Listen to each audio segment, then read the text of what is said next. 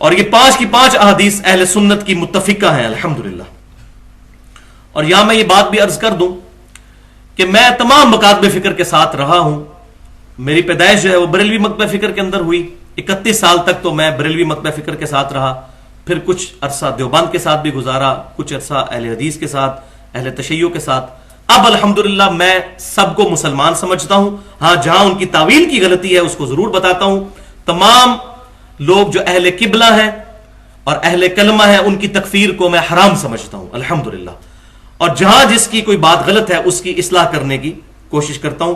لہٰذا جو دلائل ہیں تمام مکاتب فکر کے الحمدللہ میں نے سٹڈی کی ہیں, ورنہ تو ہمارے مکاتب فکر کے علماء کا یہ حال ہوتا ہے. آپ بڑے سے بڑے کسی سنی عالم کو پکڑ کے لے آئے بریلوی دیوبندی یا اہل حدیث میں سے, اور اس کو کہیں کہ بتائیے کہ اہل تشیع کے نماز کا طریقہ کیا ہے, تو ان کو پتہ ہی نہیں ہوگا. انہوں نے کبھی ضروری نہیں سمجھا ہوگا کہ ان کو بھی دیکھیں.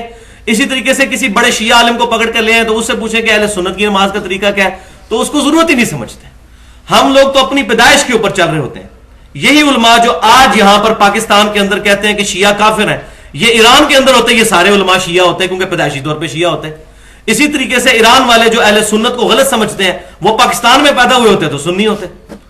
تو ہمارے کے سارے معاملات اس پر چل رہے ہیں. اور اس میں ایک بڑا ننگا جملہ بولتا ہوں کہ قادیانی صرف اس لیے کافر ہیں کہ ہم قادیانیوں کے گھر پیدا نہیں ہوئے.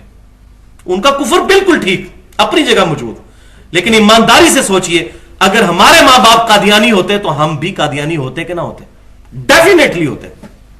تو آج اگر کوئی بندہ بریلوی ہے, دیوبندی ہے, اہل حدیث ہے, یا اہل تشیع ہے, یا ایون قادیانی ہے, وہ کیوں یہ سوچ لیتا ہے کہ باقی سب کے سب فارغ ہیں اور میں ہی ٹھیک ہوں؟